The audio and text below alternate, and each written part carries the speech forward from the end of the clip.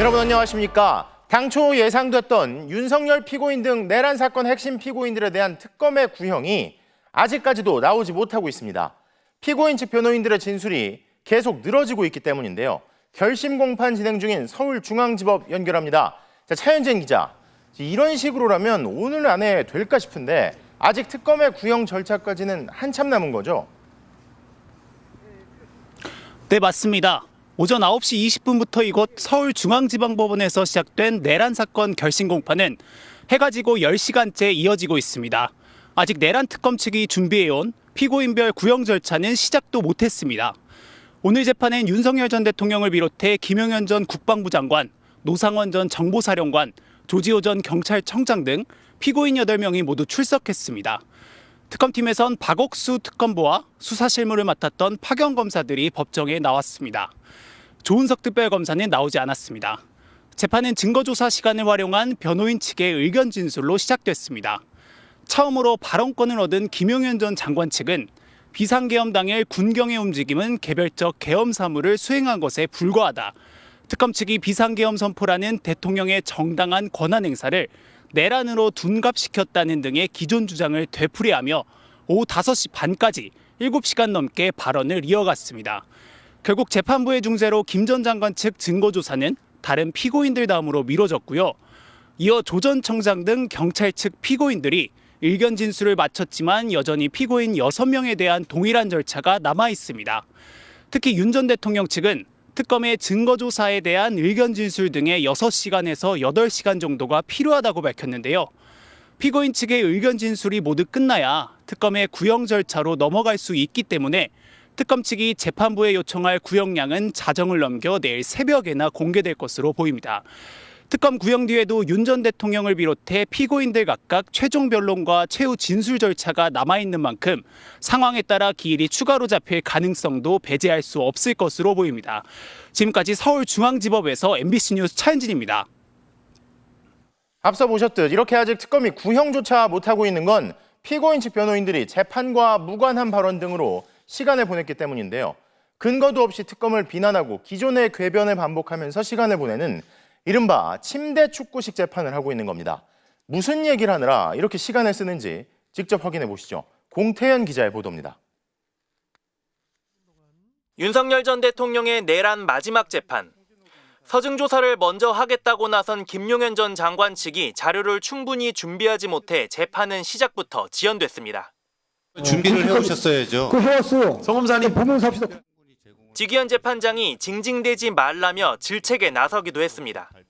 그러니까 근데 프로랑 아마추어 차이는 프로니까 하는 건데요. 프로는 근데. 징징대지 않습니다. 그런데 김 전 장관 변호인은 느닷없이 윤석열 호칭부터 지적하더니 호칭마저 가볍게 부르는 것은 검사들이 이 시대를 살아가는 검사들이 얼마나 그 원래 가져야 될 무게를 잃어버리는지 적나라하게 보여주고 있습니다. 이어 특검 공소장 내용을 하나하나 짚어가며 재판 자체를 비난합니다. 이 사건은 정치 재판입니다. 윤 대통령을 정치적으로 공격하고 핍박하고 무력화시키기 위해서 수단으로 이 기소가 재판이 악용되고 있습니다. 비상계엄을 옹호하는 기존 주장을 반복하며 첫 순서를 맡은 변호사 혼자서만 2시간 동안 발언을 이어갔습니다. 비상계엄이 선포되면 거기에 맞춰서 맡은 바 임무를 수행하는 것. 그 해제가 돼서 해제 의결이 나서 대통령이 해제하면 해제된 대로 임무 복귀하고 당연한 과정이거든요.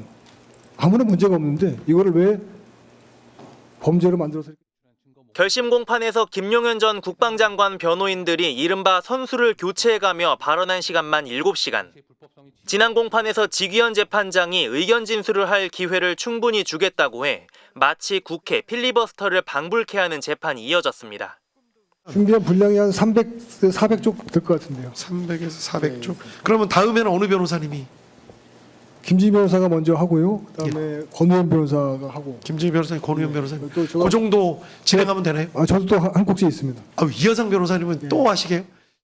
이른바 침대 축구 재판을 지켜보던 윤 전 대통령 측 변호인단은 피고인 방어권을 충실히 보장하기 위한 과정이라며 거들고 나섰습니다. 어차피 지금 오늘 뭐 시간을 48시간으로 늘리지 않는 이상 좀 불가능할 걸로 보입니다. 그러면서 마지막 순서인 윤 전 대통령의 최후 진술은 최소 6시간 이상 걸릴 것이라고 예고했습니다. MBC 뉴스 공태현입니다. 가장 관심이 쏠리는 건 윤석열 피고인에 대한 특검의 구형이 사형이냐 무기냐겠죠. 자, 그런데 윤석열 피고인 등에 대한 구형량을 두고선 특검 내부의 의견이 갈린다고 합니다. 어떤 얘기들이 나왔는지 구승은 기자가 취재했습니다.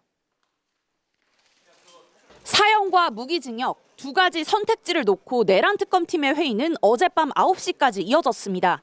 조은석 특별검사의 주재하에 특검보와 차장 부장검사까지 15명의 수사 책임자들이 6시간에 걸쳐 구형에 대한 의견을 개진했습니다.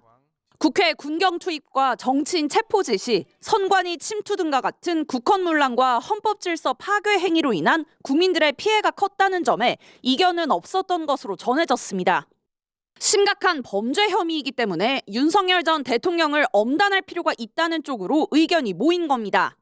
이 과정에서 전직 대통령 전두환, 노태우 씨 판례도 거론됐습니다.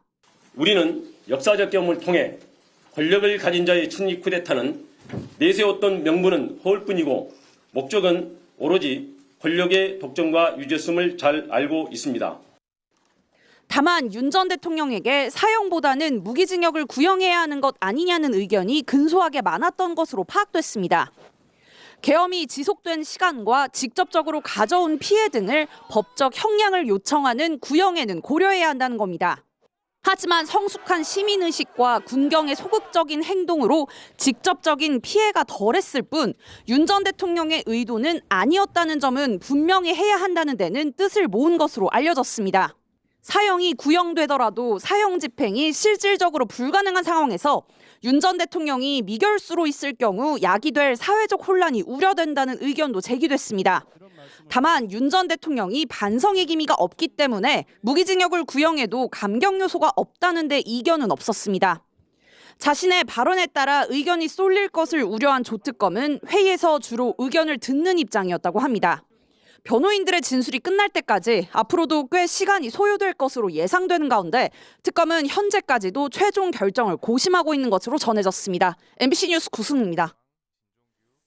자, 법조팀 김지성 기자에게 좀 더 물어보겠습니다. 자, 김 기자, 나 보니까 새로운 논리도 없고 기존의 얘기를 계속 반복하는 것 같고 윤석열 피고인은 중간중간 조는 듯한 모습도 보이고요. 자, 이 정도면 재판장이 좀 개입을 해야 하는 게 아닐까 싶을 정도로 피고인 측 변호인들의 의견 진술이 기약 없이 그냥 이어지고 있어요.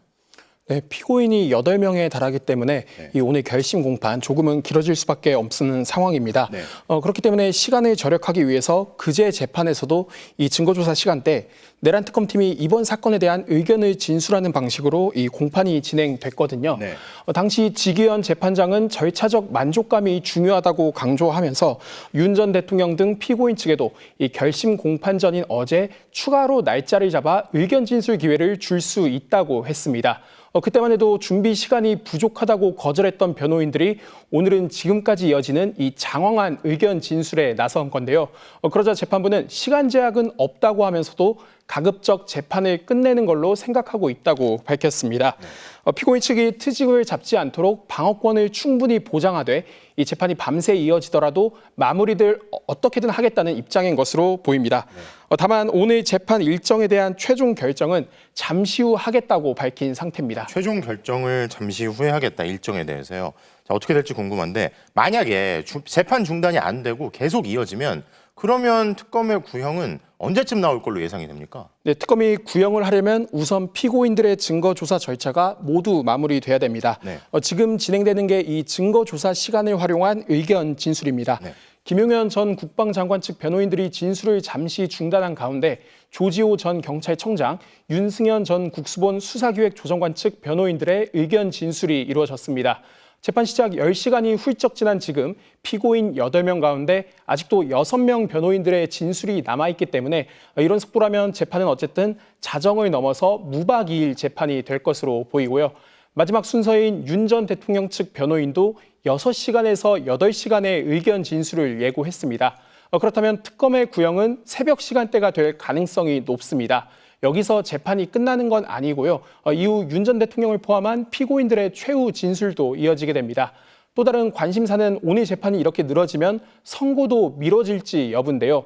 재판부가 이번 재판안에 결심을 끝내겠다는 계획이지만 상황에 따라서 기일을 더 잡을 수도 있다고 밝힌 상황입니다.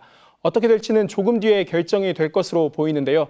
특검은 이번 재판안에 구형을 하겠다는 의지를 보이고 있습니다. 결심 공판이 예상보다 지연되고 있긴 하지만 2월 말 법관 정기 인사가 예상되는 만큼 1심 선고는 2월 초중순 이뤄질 것으로 보입니다. 새로운 논리도 없이 계속 이렇게 늘어지는 게 변호인들 얼굴만 더 잡히는 거 말고 어떤 실익이 더 있는지 모르겠네요. 자, 법조팀 김지성 기자였습니다.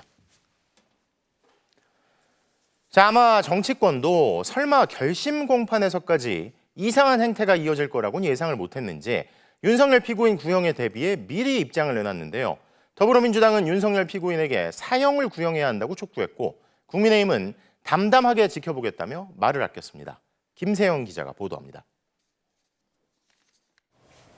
더불어민주당은 윤석열 전 대통령에게 사형이 구형돼야 한다고 목소리를 높였습니다. 과거 내란 수괴 혐의로 재판에 넘겨졌던 전두환, 노태우 전 대통령에 못지않게 중죄를 저질렀다며 오늘의 범죄를 벌하지 않으면 내일의 범죄에 용기를 주는 것이라고 꼬집었습니다. 이번에 내란 비상계엄 꿈조차 꿀 수 없을 정도의 중형이 구형되고 그리고 선고도 중형으로 결론나기를 바랍니다. 조국 혁신당 역시 윤 전 대통령에게 중형을 구형해야 한다며 사법부 판결까지 이어져야 한다고 강조했습니다. 법원의 양형 기준표 등을 생각했을 때 직위원 부장 판사라고 하더라도 가볍게 그 선고를 하는 그런 판결문을 쓰는 것은 아주 매우 어렵다고. 반면 국민의힘은 차분하게 재판 결과를 지켜보겠다며 조심스러워하는 분위기입니다.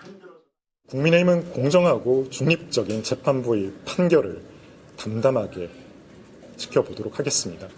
정치적인 선동이나 감정적인 대응으로 이어질 문제가 아니라고 생각합니다. 장동혁 대표가 계엄에 대한 사과와 함께 쇄신안을 내놓은 지 하루 만에 정점식 정책위의장과 조광한 최고위원 등 친윤 인선을 이어가면서 계엄 사과와 윤 전 대통령과의 절연에 대한 진정성이 의심받는 상황. 윤 전 대통령에게 중형이 구형될 경우 장동혁 대표의 입지가 좁아질 수밖에 없다는 자조 섞인 목소리도 나옵니다. 한 초선 의원은 MBC와의 통화에서 사형이나 무기징역이 구형된다고 해서 국민들의 반발이 있을 것 같지 않다며 공천 헌금 의혹 등 여당에 불리한 현안이 많은데 도리어 민주당 지지율이 오른 것만 보더라도 쇄신안 효과는 제한적일 것이라는 평가를 내놨습니다. 지방선거를 앞두고 윤 전 대통령에 대한 선고가 줄줄이 이어질 예정인 가운데 국민의힘이 윤 전 대통령과 완전히 절연하지 못하는 모습을 보이며 민심에 직격탄을 맞을 수 있다는 전망이 나옵니다. MBC 뉴스 김세영입니다. 법원 앞에는 윤석열 전 대통령의 지지자들도 모여 윤 전 대통령의 석방과 공소 기각 등을 요구했습니다. 그런데 2,000명 넘게 모일 거라던 주최 측 예상과 달리 20여 명 정도만 참석해 썰렁한 분위기였습니다. 정한솔 기자입니다. 오늘 오전 서울중앙지법 앞 윤석열 전 대통령의 결심 공판을 앞두고 일찍부터 지지자들이 모였습니다.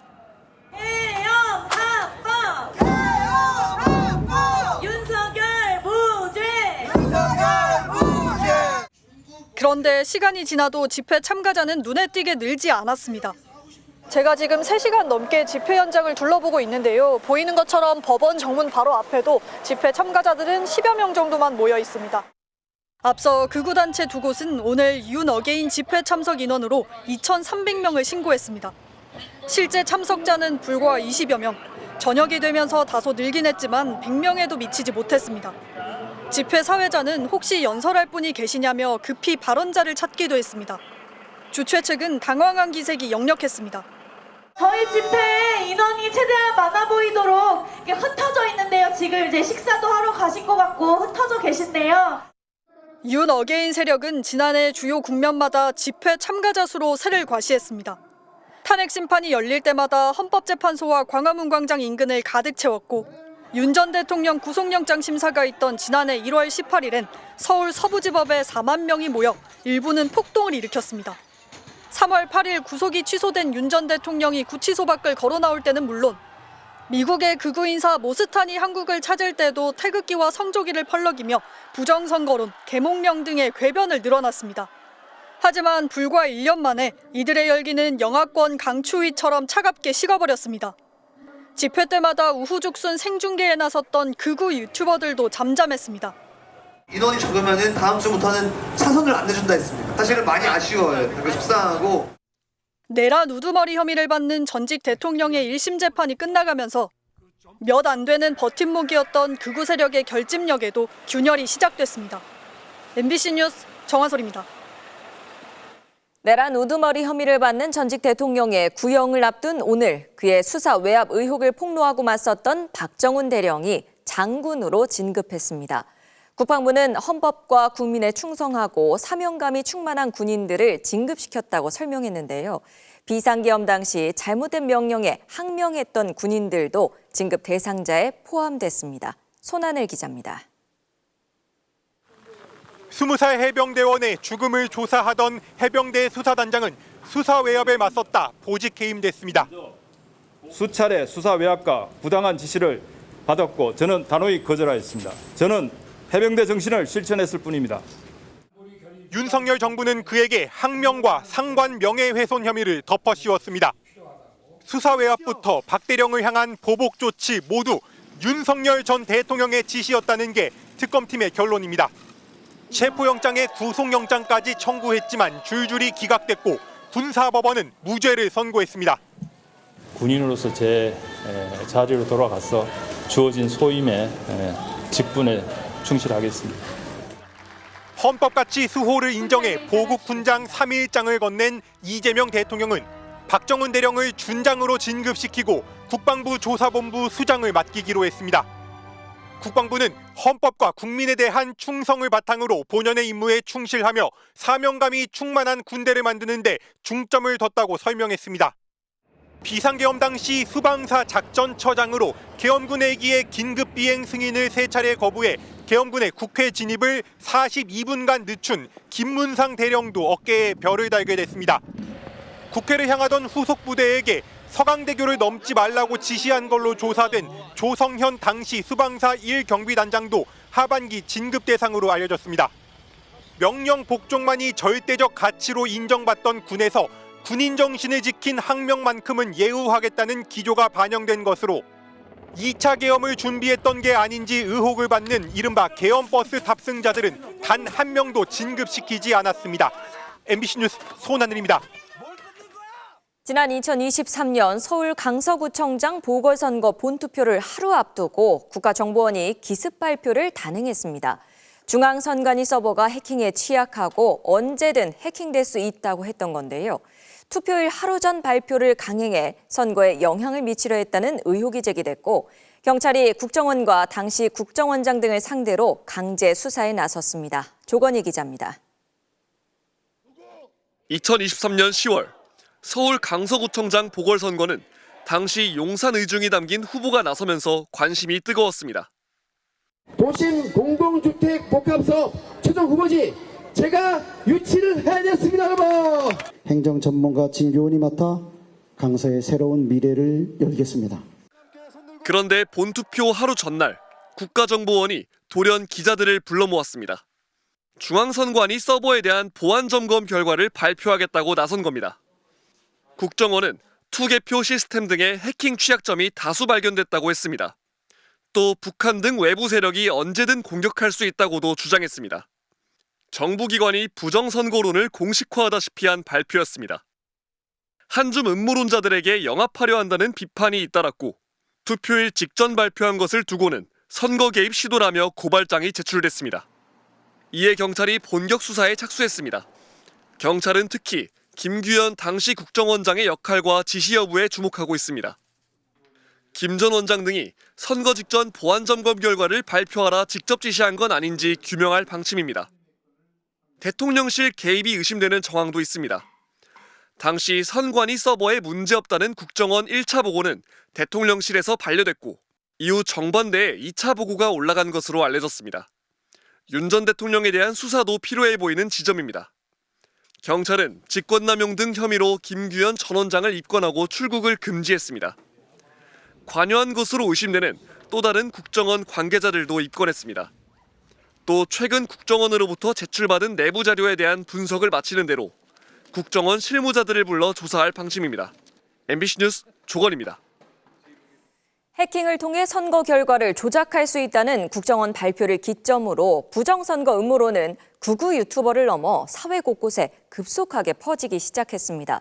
윤 전 대통령이 불법 계엄 선포의 근거로 꼽은 것도 국정원 발표였습니다. 이어서 윤수환 기자입니다. 투개표 조작이 가능하다는 국정원 발표에 극우 성향 유튜버들은 마치 기다렸다는 듯 반응했습니다. 최고 정보기관의 지원 사격에 힘입어 이들 목소리는 더욱 커졌습니다. 그럴 리가 없다라고 했는데 지금 국정원에서 조사를 해보니까 다 맞은 것으로 드러났어요. 심장이 지금 벌렁벌렁거리는데 누가 침투했는지, 누가 선거 조작을 했는지, 조작한 사람 뒤에는 누가 있는지 이제 밝혀야 돼요. 당시 여당도 적극 거들었습니다. 국회 국정감사장에서도 버젓이 거론했고 개표 결과까지 바꿀 수 있다는 것이 지금 나와서 지금 얘기를 하고 있습니다. 그럼 이거 완전 부정선거 아닙니까, 이거? 선관위 해킹 등에 대비해 제도 개선을 논의하겠다며 특별위원회까지 꾸렸습니다. 유튜브 클릭 수에 공당의 비호까지 더해지자 확산 속도는 빨라졌고 급기야 대통령 입을 타고 불법 계엄을 정당화하는 핵심 근거로 제시됐습니다. 국정원 직원이 해커로서 해킹을 시도하자 얼마든지 데이터 조작이 가능하였고 말로만 그치지 않고 무력까지 더해졌습니다. 무장계엄군이 처음 들이닥친 곳은 성관이 청사였습니다. 군인들은 성관이 전산 자료를 무단으로 확보하려 했고 부정선거 자백을 받아내겠다며 망치, 야구 방망이 등을 준비해 갔습니다.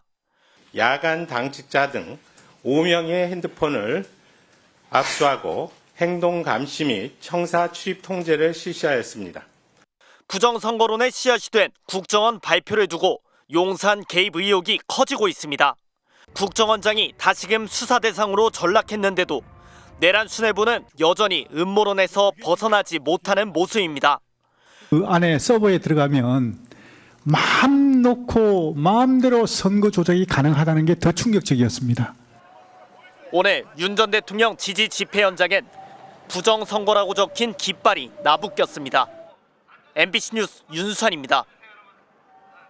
미국 미네소타주에서 이민 단속 요원들이 미국 시민권자이자 아이가 셋 있는 30대 여성을 사살해 미국이 충격에 휩싸인 지 하루 만에 다른 주에서도 유사한 사건이 또 발생했습니다.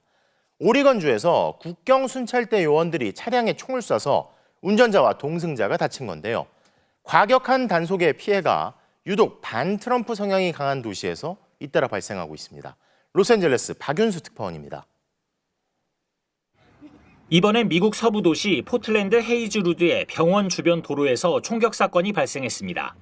이민자 단속을 맡은 국경순찰대 소속 요원이 차량 운전자와 동승자에게 총을 쐈습니다. 불법 이민자 단속 업무를 하고 있었습니다. 총상을 입은 30대 남녀는 단속 현장으로부터 5km쯤 떨어진 주택가에서 경찰에 구조됐습니다. 미네소타주 미니애폴리스에서 미국인 여성이 총격에 희생되면서 미국 사회가 충격에 휩싸인 지 불과 하루 만입니다. 트럼프 행정부는 이번에도 정당 방위라고 가해자를 두둔했습니다. 미국 국토안보부는 차량 동승자가 국제범죄 조직과 연계된 베네수엘라 출신 불법 이민자라고 했습니다. 반응도 미네소타 사건 이후와 비슷했습니다. 단속 과정에서 요원들이 신분을 밝히자 운전자가 요원들을 차로 들이받으려 했다고 주장한 것입니다. 하지만 당시 상황이 담긴 영상이나 증거물을 제시하지는 않았습니다. 미네소타에서처럼 포틀랜드 경찰도 이런 연방정부 주장을 확인할 수가 없었다고 반박했습니다. We don't have any information on that. The vehicle was already gone because then 6 or 7 minutes later we responded to where the victims had called 911. 포틀랜드 시장은 이 사건을 직접 조사할 테니 이민세관 단속국은 일단 모든 작전을 중단하라고 요구했습니다. We know what the federal government says happened here. There was a time when we could take them at their word. That time is long past. 미니애폴리스에 이어 포틀랜드까지 이민 단속 과정에서의 무차별한 총격은 모두 민주당 시장이 이끄는 도시에서 발생했습니다. 흑인 인권 시위가 촉발된 미니애폴리스나 이민자 단속의 가장 비협조적인 포틀랜드, 모두 반트럼프 색채가 강한 도시로 꼽힙니다. 로스앤젤레스에서 MBC 뉴스 박윤수입니다. 자, 그런데 미국 이민 단속 요원의 30대 자국민 여성 사살과 관련해 트럼프 대통령이 숨진 여성을 오히려 비난하면서 미국 내 분노가 커지고 있습니다. 당시 상황이 명확히 드러난 현장 영상이 퍼지면서 트럼프 행정부를 규탄하는 시민들의 움직임이 확산되고 있는데요. 장현주 기자가 보도합니다. 도로를 가로막은 차로 단속 요원이 다가갑니다. 요원을 피해 후진한 차량이 오른쪽으로 빠져나갈 때 왼쪽에서 차를 따라가던 또 다른 요원이 실탄을 발사합니다. 단속 요원을 지나쳐 굴러간 차량은 주차된 차를 들이받고 멈춰섰고 운전자는 숨졌습니다. 차량의 이동 경로 어디에도 단속 요원은 없었지만 국토안보부는 폭도가 차량을 무기로 요원을 살해하려 했다고 주장했습니다. 트럼프 대통령도 피살된 여성 운전자가 요원을 고의적으로 잔인하게 차로 치었다고 SNS로 주장했습니다. 명백한 영상 증거가 있는데도 이런 태도를 보이자 시민들의 분노는 더욱 커졌습니다.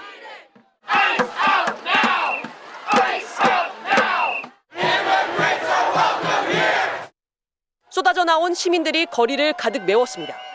트럼프 정권의 강경한 이민자 단속과 공권력 남용을 입을 모아 규탄했습니다.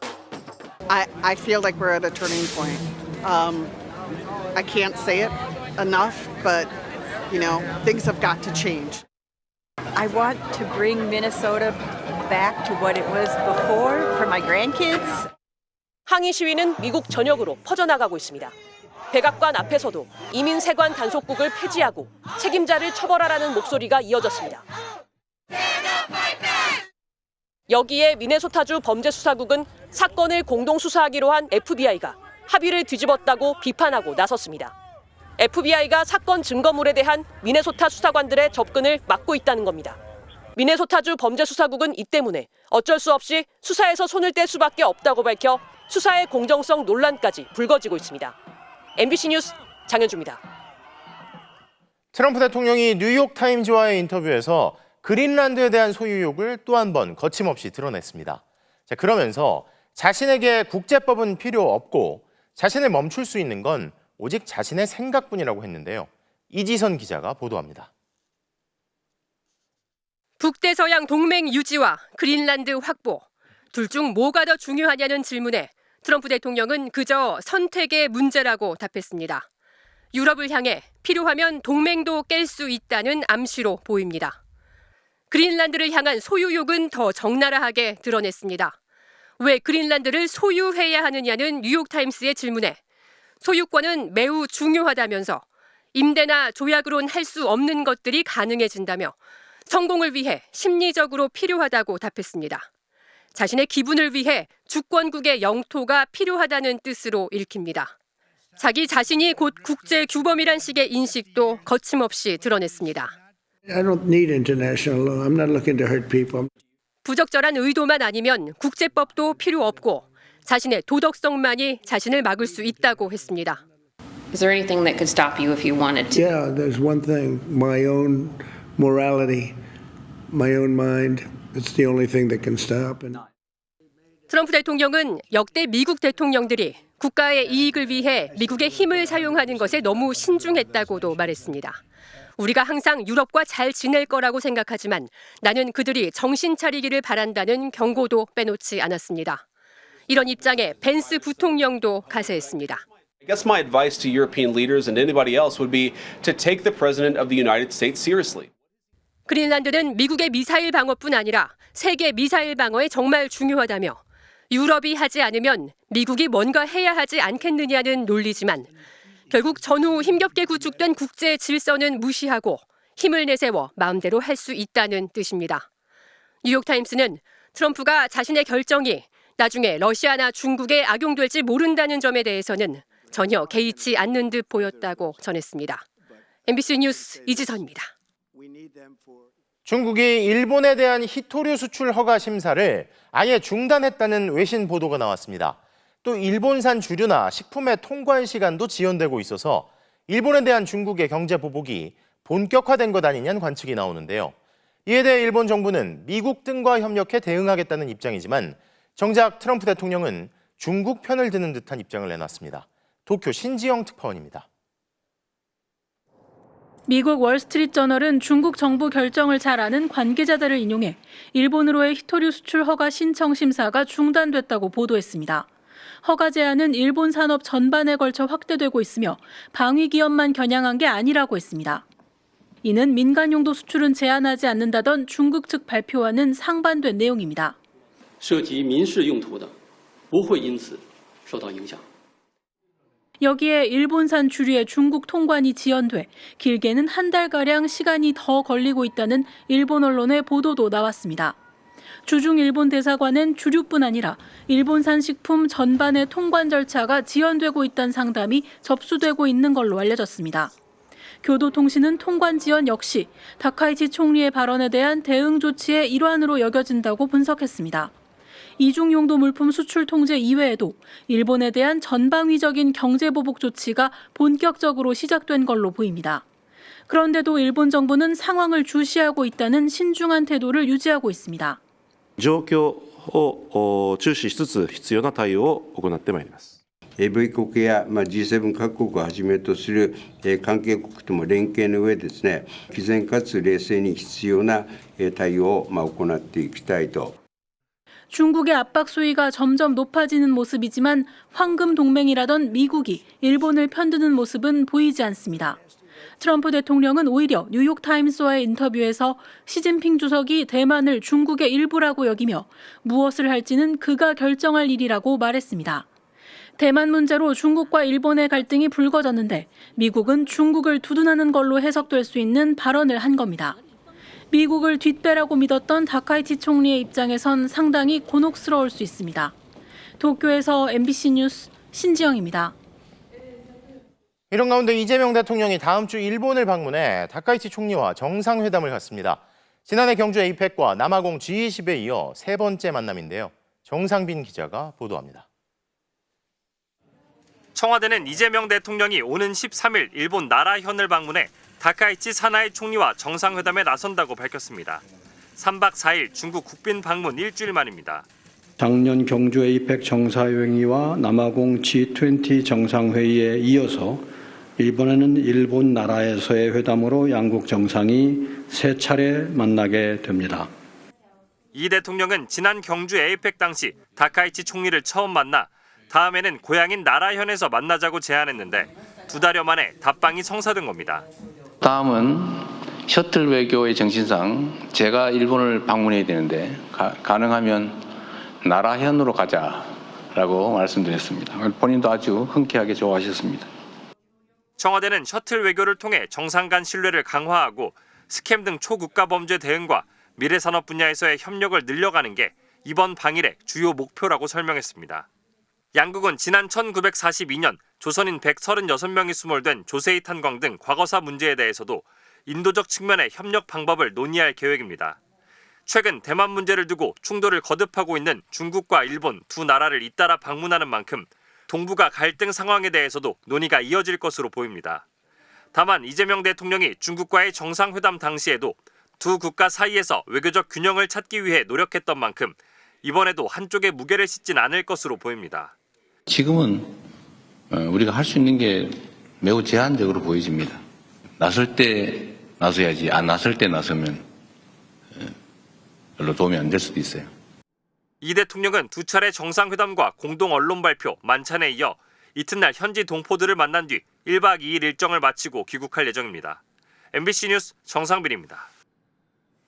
2022년 지방선거 당시 강선우 의원에게 공천원금 1억 원을 건넨 혐의를 받는 김경 서울시 의원 관련 MBC의 단독 보도 오늘도 이어가겠습니다. 김경시 의원이 경찰에 자술서를 제출하고 돌연 1억 원을 건넸다며 혐의를 인정한 것으로 확인됐습니다. 지금 미국에 있는 김경시 의원은 가족여행과 CES 참관 등을 다 마친 뒤인 오는 12일 귀국할 예정입니다. 이승현 기자입니다. 미국에 머무르고 있는 김경 서울시 의원이 공천원금 의혹을 수사 중인 서울경찰청 공공범죄수사대에 최근 자술서를 제출했습니다.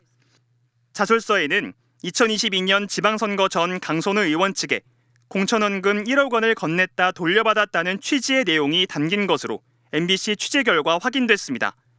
자신의 뇌물 혐의를 돌연 인정한 건데 앞서 강 의원이 내놨던 해명과도 일치합니다. 공천원금 수수 정황이 담긴 녹취가 공개되자 강 의원은 현금 전달 사실을 인지하고 즉시 반환을 지시했다고 주장했습니다. 그러자 김 시 의원은 공천을 대가로 금품을 건넨 사실이 없다고 반박했는데 불과 11일 만에 입장을 180도 바꾼 겁니다. 이에 양측이 수사를 앞두고 일종의 진술 맞추기를 시도하는 게 아니냐는 의심도 제기되고 있습니다. 이와 함께 MBC 보도로 미국 CES에 참석했다는 사실이 드러나면서 극대화된 비난 여론을 잠재우기 위해 뒤늦게 경찰 수사에 협조하는 모습을 보이는 거라는 분석도 나옵니다. 김 시의원은 월요일인 12일 오전 인천국제공항을 통해 입국할 계획인 것으로 알려졌습니다.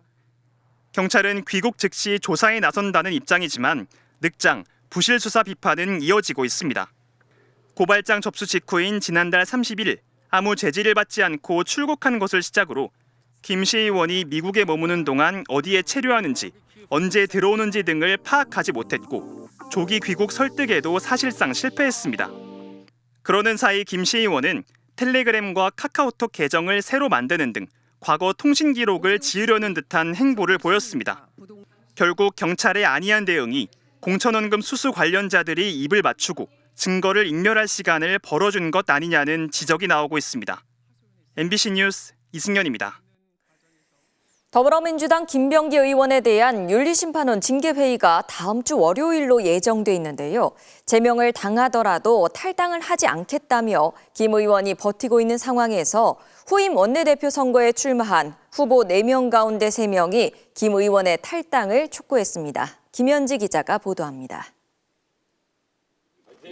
더불어민주당 차기 원내대표를 뽑는 후보자 토론회. 후보 4명 중 3명은 김병기 의원의 자진 탈당 질문에 당을 먼저 생각해야 한다며 탈당을 촉구했습니다. 선당후사하는 심정으로 애당심의 발로로 먼저 결단해 주시기를 바랍니다. 어제 토론회에선 탈당에 반대했던 박정 의원도 하루 만에 입장을 바꿨습니다. 당이 공당 아니겠습니까? 게다가 집권당인데 저도 굉장히 이 탈당을 해줬으면 하는 생각입니다. 김병기 의원은 탈당하지 않은 채로 각종 의혹의 진상을 밝혀나가겠다는 입장이지만 연일 추가 의혹들이 쏟아지며 여론이 악화되자 당내 우려가 퍼지고 있는 겁니다. 당내에서도 전반적인 의견은 이제 김병기 전 원내대표께서 결단을 해야 된다. 김병기 의원이 연루된 의혹은 공천원금 수수 의혹과 갑질 의혹 등 10여 건에 달합니다. 당 일각에선 당대표가 직권으로 제명에 나서야 한다는 주장도 제기되고 있지만 당 지도부는 여전히 윤리심판원의 결정을 기다리겠다는 입장입니다. 당대표로서의 당원 당규상의 모든 권한도 사실은 아주 제한적으로 운영되도록 되어 있는 것이 그런 민주 절차이기 때문에 그 절차를 지금 당원 당규에 따라서 진행 중이고 지켜보고 있다는. 윤리심판원은 오는 12일로 예정된 징계회의를 변경 없이 진행하겠다는 방침입니다. 그러나 사실상 버티기에 들어간 김 의원 측은 추가 의혹들이 더 나오면서 소명할 내용이 방대하다며 기한이 지나도록 소명 자료를 제출하지 않고 있습니다. 윤리심판원 징계회의에 김병기 의원이 출석할지 여부도 불투명한 가운데 징계 절차가 장기화될 수 있다는 전망도 나오고 있습니다. MBC 뉴스 김현지입니다. 이해훈 기획예산처 장관 후보자를 둘러싼 갑질 논란과 의혹이 연일 제기되는 가운데 이번에는 과거 보좌진에게 한 모욕적 발언이 담긴 녹취가 추가로 공개됐습니다. 여기에 수십억 원대 서울 강남 아파트 로또 청약도 부정적인 수법으로 당첨됐다는 의혹이 더해졌는데요. 부정적 여론이 확산하는 모습입니다. 김민찬 기자입니다. 이해훈 기획예산처 장관 후보자가 다른 정당 의원 시절 보좌진과 나눈 통화 녹음입니다. 기가 막혀서. 핸드폰으로는 검색이 안 되는 게 얼마나 많은지 알아? 그것도 몰랐단 말이야? 너 그렇게 똥오줌을 못 가려? 뭐 모르겠어? 말 좀 해라! 녹음 파일을 공개한 주진우 국민의힘 의원은 밤 10시가 넘은 시간 이 후보자가 언론 모니터링 문제로 폭언했다고 주장했습니다. 이른바 로또라 불리는 서울 강남 아파트 청약에 부정 당첨됐다는 의혹도 제기됐습니다. 재작년 이 후보자 남편이 분양받은 강남 아파트의 분양가는 37억 원대. 현재 시세가 90억 원대로 차익만 수십억 원에 달하는데 분양 당시 40평형대 일반 공급은 단 8가구에 불과했습니다. 이 후보자 남편은 결혼 뒤 혼인신고를 안 하고 세종에 사는 장남을 부양 가족으로 올려 청약 가점 만점으로 당첨될 수 있었습니다. 위장 전입과 위장 미혼이라는 부정한 방법을 동원해 로또 청약에 당첨된 겁니다. 위선과 내로남불로 가득 찬 인물, 장관직이 아니라 수사를 받아야 하고 처벌을 받아야 하는 인물에 여기에 통일교 핵심 인사로부터 고액 후원금을 받았다는 의혹까지 더해지면서 이 후보자를 둘러싼 여론도 싸늘해지고 있습니다. 이 후보자가 장관으로 적합하지 않다는 여론은 47%, 적합하다는 16%에 3배 가까이 많았습니다. 민주당 지지층에서도 부적합 의견이 우세했습니다. 지금 국민들께서 받아들이기 힘들 만큼 매일매일 각종 의혹과 비리가 다 터지고 있잖아요. 저는 사퇴해야 한다고 생각합니다. 조국 혁신당 조국 대표도 후보자가 결자 해지해야 한다며 사실상 자진 사퇴를 촉구한 가운데 민주당 지도부는 19일로 예정된 인사청문회를 지켜보자는 기존 입장을 유지했습니다. MBC 뉴스 김민찬입니다. 미국 라스베이거스에서 열린 세계 최대 규모의 가전 박람회 CES가 오늘로 막을 내립니다. 며칠에 걸쳐 전해드렸듯 올해 최대 화두는 인공지능과 피지컬 AI였고 단연 눈길을 끈 건 중국의 다양하고 화려한 로봇들이었습니다. 그렇다면 우리 기술은 어땠을까요? 현지 취재한 산업팀의 지윤수 기자는 우리 기업들의 경쟁력도 충분히 확인해 볼 수 있었다고 하는데요. 기자의 눈으로 들여다보겠습니다. CES 메인 전시장인 라스베이거스 컨벤션 센터. 임대료도 최고 수준이라는 정중앙 명당 자리는 어느 나라 어느 기업 전시관이 들어섰을까? 삼성이 1년 전 전시장을 차린 메인 자리는 이제 중국 업체 TCL 차지가 됐습니다. 삼성이 별도 공간에 단독 전시관을 차리기로 결정하면서 애초에 빈자리였다지만 중국이 세계 첨단 기술 경영장의 한가운데 우뚝 선 것 또한 분명 사실입니다. 늘 우리 뒤였던 것 같은 중국. 여전히 삼성 전시관을 베낀 것 같고 제품도 우리 디자인에 닮은 꼴이지만 피지컬 AI, 로봇만큼은 분명 남달랐습니다. 메인 전시장 북쪽의 노스홀. 로봇 전시관의 절반이 중국 업체들 차지. 권투하고 춤추는 중국 로봇들은 단번에 전 세계 시선을 사로잡았습니다. China robot is really developing very fast and we are excited to see.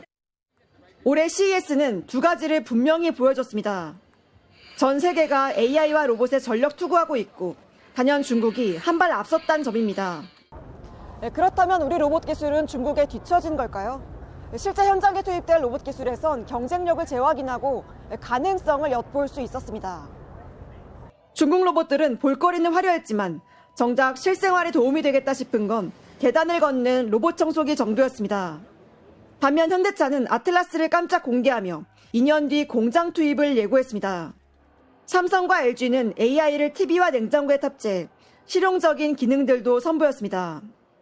중국 로봇에게 쿵푸만 해선 소용없다고 큰 소리칠 만큼 자신감도 드러냈습니다. 사람의 행동을 모사하기 위한 기술에 좀 집중하고 있다면 그걸 한 단계 넘어서 실제로 저희가 양산 라인에서 사람 또는 그 이상의 퍼포먼스를 내기 위해서 물론 아직 갈 길은 멉니다. 중국 업체와 LG 로봇이 각각 빨래를 개는 모습. LG 로봇이 훨씬 느린 게 엄연한 현실입니다. 중국 기업들은 국가적 지원을 등에 업고 로봇을 찍어내고 그 로봇들이 움직이며 동작 학습 데이터를 쌓고 있습니다. 반면 세계 최고 수준으로 공장이 자동화된 우리는 로봇팔이 보급된 제조업 현장에서 데이터를 얻을 수 있습니다. TV와 에어컨 등 가전에 이어 스마트폰까지 세계를 제패한 우리 기업들. 이제 AI와 로봇의 시대가 오고 있습니다. MBC 뉴스 지은수입니다. 정부가 인공지능과 반도체 등 첨단 기술에 집중 투자해 한국의 경제를 성장시키고 동시에 자본시장도 활성화하겠다는 전략을 발표했습니다. 그러면서 올해 우리나라 성장률 목표를 작년의 2배인 2%로 제시했습니다. 이준희 기자입니다. 반도체 검사 장비를 만드는 수도권의 한 중소기업입니다. 작년엔 한 달 평균 200대를 생산했는데 올해는 300대로 늘려잡았습니다. 전 세계에서 주문이 급증하면서 작년에 직원을 10% 늘렸는데도 일손이 모자라 올해 더 뽑기로 했습니다. 감당할 수 있는 물량이 아니기 때문에 한 10에서 20% 정도 더 인원을 충원할 생각입니다. 올해 전 세계 반도체 매출은 작년보다 70% 성장할 전망입니다. 기회를 잡은 한국 반도체와 AI 등 첨단 산업 육성을 위해 정부가 전방위 지원에 나섭니다. 20조 원의 국부 펀드를 설립해 직접 투자에 나서고 올해에만 30조 원 규모로 조성하는 국민성장펀드를 통해 첨단 기술에 집중 투자할 계획입니다. 대만 TSMC처럼 한국형 TSMC를 육성하겠다는 겁니다. 특히 개인 투자자들도 국민성장펀드에 투자할 수 있도록 6천억 원 규모의 국민참여형 펀드를 이르면 상반기 출시하기로 했습니다. 또 국민성장 ISA 계좌를 출시해 국내 증시와 펀드에 투자할 경우 세제 혜택을 더 주기로 했습니다. 첨단 산업을 육성하는 동시에 자본시장 활성화도 꾀해 코스피 5천 시대로의 도약을 이뤄내겠다는 겁니다. 올해는 모든 분야에서 성장을 이뤄내는 대한민국 대도약의 원년이 되어야 합니다. 한국 증시의 고질적인 코리아 디스카운트 해소를 위해 MSCI 선진국 지수 편입도 본격적으로 추진합니다. 7월부터 외환시장을 24시간 개방하고 외국 국민들도 한국 증시에 투자할 수 있도록 제도를 개선합니다. 정부는 올해 성장률 전망치를 작년보다 2배 높은 2%로 제시했습니다. 하지만 성장의 과실이 편중돼 점점 벌어지고 있는 소득 양극화는 풀어야 할 과제입니다. MBC 뉴스 이준입니다. 오늘 고 안성기 배우의 영결식이 엄수됐고 고인은 영원한 안식에 들어갔습니다. 고인을 꼭 빼닮은 아들이 어린 시절 아버지에게 받은 편지를 꺼내 낭독했는데요. 세상에 필요한 건 착한 사람이란 걸 잊지 말아달라. 마치 고인이 모두에게 남긴 유언 같았습니다. 임소정 기자입니다. 어둠이 채 거치지 않은 아침. 온화한 미소를 머금은 35 배우 안성기의 맑은 얼굴이 후배 정우성의 손에 들려 장례식장을 나섭니다. 평생을 영화에 헌신한 공로를 기려 추서된 훈장도 그 뒤를 따랐습니다. 독실한 천주교 신자였던 고인은 마지막으로 서울 명동성당을 찾았습니다. 40여 년 전 고인이 혼인을 올리고 자녀의 혼인까지 치렀던 곳. 85년 화창한 봄날 성당뜰에는 장미꽃이 활짝 피었었죠. 2014년 프란치스코 교황이 방한했을 땐 고인이 신자 대표로 맞이했던 장소입니다. 산자들이 망자를 떠나보내는 영결식 자리. 동료 영화인들은 저마다 기억 속 고인을 떠올리며 마지막 인사를 건넸습니다. 누군가의 이름을 따뜻하게 부르시며 모든 사람을 진실된 이해와 사랑으로 대하시던 무던히 좋은 사람, 또 연기자로서 정말 충실했던 사람.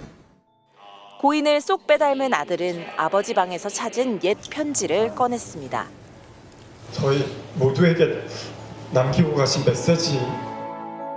1993년 아빠 안성기가 5살 아들에게 남긴 당부는 배우 안성기가 영화를 통해 관객들에게 건넨 메시지와 닮았습니다.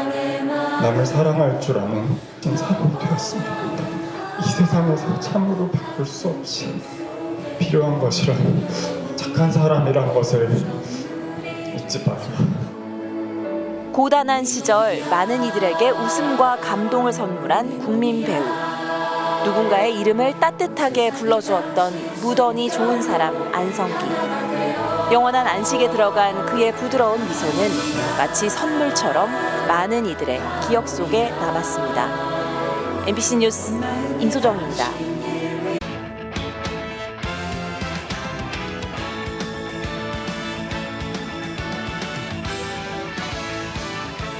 금요일 밤 스포츠 뉴스입니다. WBC에 나설 야구 대표팀이 1차 캠프가 열리는 사이판으로 출발했습니다. 이전 대회보다 한 달 이상 빠른 소집으로 명예회복을 다짐하고 있는데요. 조진석 기자가 전합니다. 이른 아침부터 팬들이 몰려 북새통을 이룬 출국장. 류현진과 노경은 등 베테랑 투수들의 합류로 분위기부터 달랐습니다. WBC 대표팀이 최종 명단도 발표하지 않은 1월에 소집한 건 이번이 처음. 이전보다 한 달 이상 빠른 일정인데 그만큼 지난해 평가전에서 겪은 제구력 참사를 반복하지 않고 투수력 구축에 공을 들이겠다는 의지가 강합니다. 이례적으로 좀 먼저 시작하는 캠프이기 때문에 배경을 좀 설명을 했고요. 투수들의 어떤 빌드업을 시작하는 과정이기 때문에 여기서 어떻게 준비를 하느냐에 따라서 미국 진출 이후 시행착오를 겪던 고우석과 지난해 부상에 시달린 김도영도 WBC만 바라보고 달릴 생각입니다. 부상도 말끔히 좀 나았고 좋은 상태입니다. 좋게 봐주신 거에 대해서 좀 감사하게 생각하고 있습니다. 저한테 도루가 없으면 아무것도 아니라고 생각을 하기 때문에 몸을 사리거나 그렇게는 절대 하지 않을 생각입니다. 세인트루이스의 강속구 투수 오브라이언과 디트로이트의 저마이 존스 등 한국계 빅리거들의 합류도 조율을 마친 상황.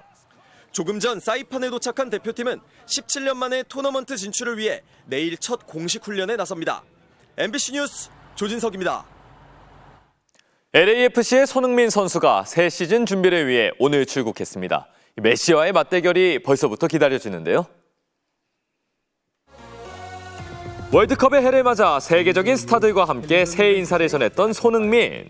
해피 2026. 그리고 시즌 개막을 한 달여 앞둔 오늘 새 출발을 위해 출국했는데요. 새해 복 많이 받으세요. 새해 복 많이 받으세요. 감사합니다. 국내 평가전 없이 북중미 월드컵까지 이어지는 만큼 팬 서비스에도 많은 시간을 할애해주는 모습이었습니다.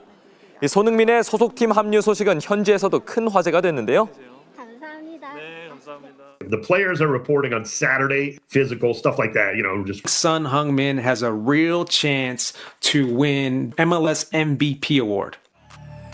메시와의 개막전 맞대결로 시작될 올 시즌, 올해도 잘 부탁합니다. 말레이시아 오픈 3연패를 노리는 안세영 선수가 23연승을 질주하며 4강에 올랐습니다. 다음 상대는 중국의 천이페이인데요. 손장훈 기자가 전합니다. 탈락 위기까지 몰렸던 1회전 진땀승부터 좀 쉬긴 했지만 아직 완전히 회복하려면 조금 시간이 걸리나 봐요. 승리에 대한 부담이 컸던 어제 16강전까지 새해 첫 대회에서 안세영은 예상보다 고전했습니다. 오늘 8강전은 달랐습니다. 세계 최강의 면모를 완전히 되찾았습니다. 절묘한 드롭샷으로 상대를 꼼짝 못하게 만들었고 셔틀콕이 떨어지기 직전에 걷어올리는 기막힌 묘기도 뽐냈습니다. 34분 만에 2대0 완승. 국제대회 23연승 행진을 이어갔습니다. 남자 선수랑 연습을 하면서 이제 좀 알아가는 것 같고요. 그런 게 저의 플레이에 있어서 되게 많이 도움이 되는 것 같아요. 4강 상대는 중국의 천이페이. 지난해 안세영이 기록한 73승 4패 가운데 2번의 패배를 안긴 상대이고 통산 전적에서도 14승 14패로 동률을 이루고 있어 대회 3연패를 위한 피할 수 없는 정면 승부가 예상됩니다. MBC 뉴스 손장훈입니다. 사우디 리그에서 나온 골키퍼의 황당한 실점 장면입니다. 어처구니 없는 상황에 호날두도 두 눈을 질끈 감았는데요. 금요일 밤 스포츠 뉴스였습니다.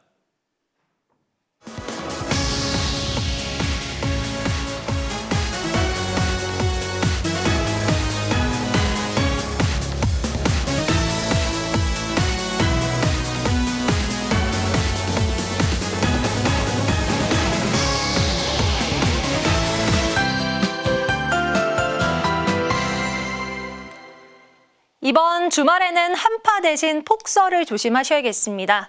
늦은 밤 경기 북부와 강원도를 시작으로 밤사이 전국 대부분 지역에서 비 또는 눈이 내리겠고요. 기온이 낮은 경기 동부와 강원도에는 내일 오후까지 강한 눈이 집중되겠습니다.